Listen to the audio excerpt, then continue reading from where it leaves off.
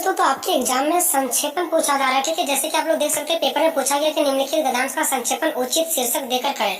अब कोई भी गद्यांश का हम लोग संक्षेपण कैसे करते हैं वो मैं आपको इस वीडियो में तरीका बताने वाला। ठीक है, देख सकते हैं कि पेपर में पूछा गया है कि जो गद्यांश है उसका संक्षेपण करें, लेकिन उचित शीर्षक दे करके संक्षेपण करें। संक्षेपण कैसे किया जाता है, देखिए हमें एक बड़ा सा गद्यांश दिया रहेगा।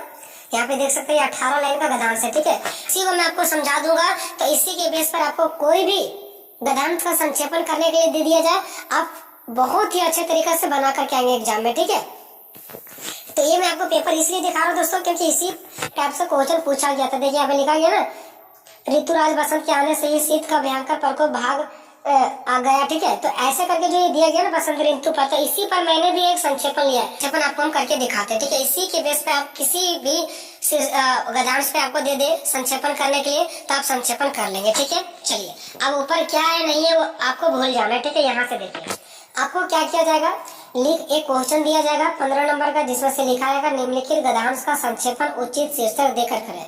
सबसे पहले इसका शीर्षक देना है और इसका संक्षेपण करना है। संक्षेपण क्या होता है दोस्तों, संक्षेपण का मतलब होता है संक्षिप्त रूप, छोटा रूप।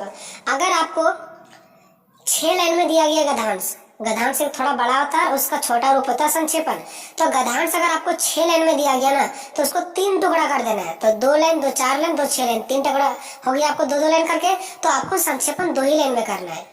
ठीक है, अगर मान लीजिए गद्यांश आपको 18 लाइन का दिया गया है, तो इसका 3 टुकड़ा करना है 6 भाग में। ठीक है, तो आपको उसका संक्षेपण 6 ही लाइन लिखना है। मतलब 18 लाइन का गद्यांश को शॉर्ट तरीका से आपको 6 लाइन में लिखना है। ठीक है, तो एग्जाम में जो दिया जा रहा है ना संक्षेपण, वो 18 लाइन का आप लोग काउंटिंग कर सकते हैं। ठीक है, 18 लाइन का संक्षेपण दिया जा रहा है, तो इसका जो आप संक्षेपण करके छोटा रूप करके लिखेंगे ना, तो आपको 6 लाइन में लिखना है। 6 लाइन से 7 लाइन होगा चलेगा, 5 लाइन भी होगा चलेगा, बट ये नहीं कि 9 10 11 12 15 लाइन हो गया, चाहे तो 2 ही लाइन हुआ, नहीं। जितना संक्षेपण लाइन दिया जाता है उसका तीसरा भाग यानी 3 टुकड़ा करके 1 ही टुकड़ा तक लिखा जाता है। ठीक है, अगर आपका 75 लाइन का है तो 25 लाइन में ही लिखना आपको। ठीक है, अब देखिए दोस्तों, हम यहाँ पे एक बार जल्दी से पढ़ देते हैं। यहाँ पे लिखा गया कि ऋतुराज बसंत के आगमन से ही शीत का भयंकर प्रकोप भाग गया।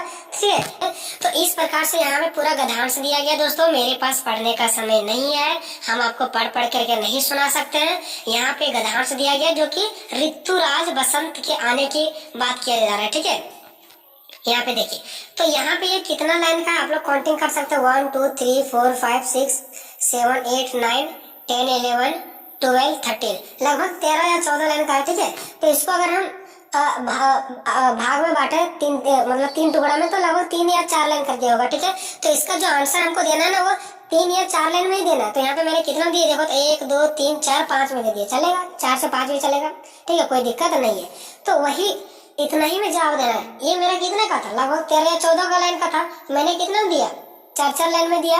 ठीक है, इसका तीसरा भाग 4 ही लाइन होगा ना, तो 4 ही लाइन में आंसर देना है। जितना रहेगा उसका 3 टुकड़ा करके 1 ही टुकड़ा तक का आंसर लिखना आपको। ठीक है, सबसे पहले शीर्षक देना है। शीर्षक मतलब उसका हेडिंग होता है। तो यहाँ पे क्या चीज का बात चल रहा है, तो बसंत ऋतु, सॉरी ऋतुराज आने की बात हो रहा है, बसंत ऋतु आने की बात हो रहा है। ठीक है, तो इसका हेडिंग हो जाएगा शीर्षक, जिसको बोलते हैं बसंत ऋतु की शोभा, है ना। यहाँ पे किसका बात किया गया, इस पूरे में बात किया गया है कि बसंत ऋतु जब आता है तो क्या क्या शोभा बढ़ता है, क्या क्या खिलना स्टार्ट हो जाता है। ठीक है, हमारा पर्यावरण कैसा दिखना स्टार्ट हो जाता है, बिल्कुल सुंदर लगता है, पेड़ पौधे एकदम पूरा क्या होते हैं, झूम उठते हैं, नाचने लगते हैं, यही सब का बात किया गया। ठीक है, तो आपको पूरा पढ़ लेना, एक अच्छा सा हेडिंग दे देना आपको। ठीक है, आप यहाँ पे सिर्फ हेडिंग ये भी दे सकते हैं बसंत ऋतु, ये भी आप दे सकते हैं। ठीक है, कोई दिक्कत नहीं है। ठीक है, तो शीर्षक हो जाएगा इसका बसंत ऋतु की शोभा, और ये भी आपका जो गद्यांश है ना वो इसी के जैसा है। ठीक है, तो इसका भी आप वही दे सकते हैं। ठीक है, बसंत ऋतु की शोभा, ये हो गया। अब क्या करना है, आपको यहाँ पे लिखना है संक्षेपण। ठीक है, और इसको अंडरलाइन करना है, और यहाँ पे आपको क्या करना है दोस्तों, आपको इस गद्यांश को पूरा पढ़ लेना है, और इस गद्यांश में आप क्या समझे वो अपने मन से आपको यहाँ पे उसके 3 भाग में लिख देना है।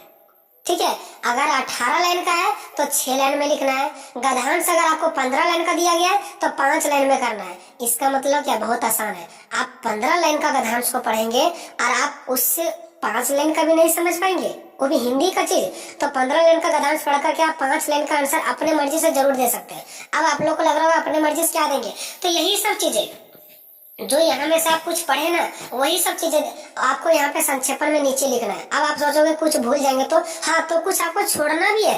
ये नहीं कि सारा टॉपिक लिखना, जो मेन इंपॉर्टेंट टॉपिक्स है ना वो लिख सकते हैं आप लोग यहाँ पे। या तो फिर अगर आपको अपने मन से लिखना नहीं आता है तो आप एक काम कर सकते हैं, बहुत आसान तरीका मैं आपको बता रहा हूँ। इस पूरे जो यहाँ पे 13 या 14 लाइन दिया गया, इनमें से आपको जो जो सबसे ज्यादा इंपॉर्टेंट लगता है उसको अंडरलाइन कर लीजिए, ठीक है। जो सेंटेंस, जो वाक्य आपको सबसे ज्यादा इंपॉर्टेंट लगता है, जैसे कि यहाँ पे ऋतुराज बसंत के आगमन से ही शीत का भयंकर प्रकोप भाग गया।